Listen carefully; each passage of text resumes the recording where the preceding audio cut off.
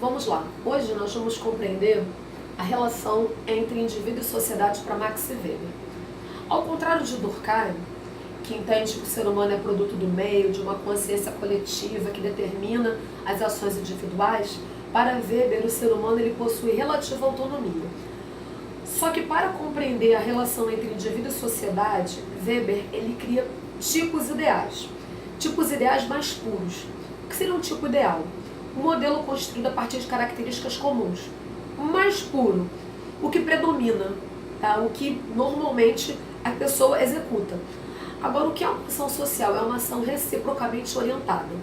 É uma ação onde o indivíduo que está no processo de construção, de um processo de socialização, ele está interagindo com uma outra pessoa. Por isso é uma ação reciprocamente orientada. Agora, existem 4 tipos de ação social. 2 tipos de ação social que Weber considera irracionais e 2 tipos que Weber considera racionais. Um tipo irracional é o irracional tradicional.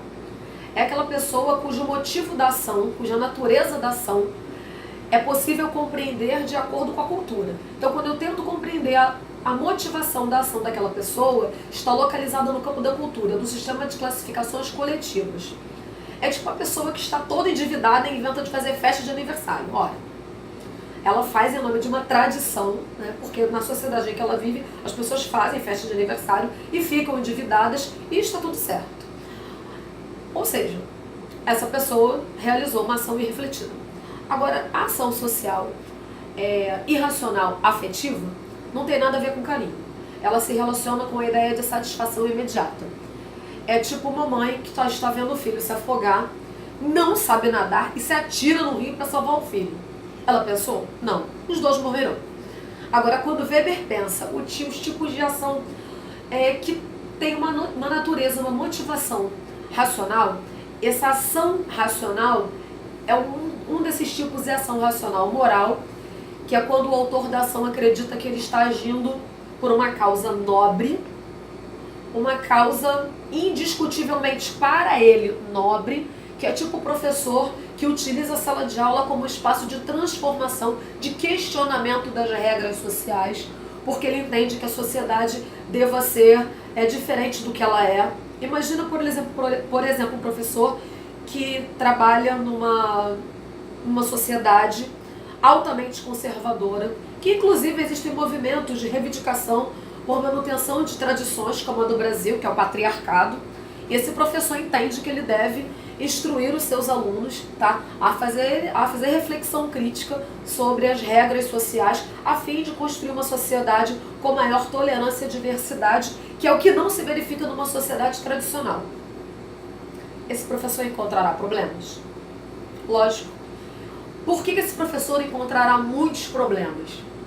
Porque haverá uma resistência da cultura local a essa proposta dele, que é uma proposta de natureza, no caso do meu exemplo, multicultural, orientada por uma cultura global, produzida pela globalização.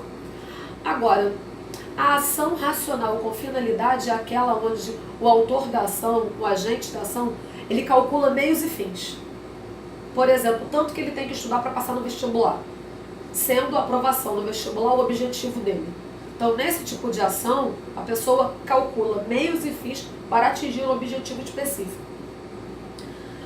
Agora, na cabeça do Weber, a sociologia compreensiva ela se constrói a partir da ideia da subjetividade e não da objetividade como entende Durkheim.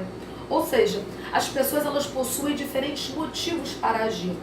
Daí a ideia do Weber em desenvolver uma sociologia compreensiva para entender por que as pessoas agem de determinado modo. Agora, outra coisa bem bacana do Weber também é porque ele entende o ser humano como alguém que escolhe, como alguém que possui uma quantidade de possibilidades. Isso é muito bacana no Weber, porque ele trata da questão da autonomia do indivíduo. Isso vocês não podem esquecer.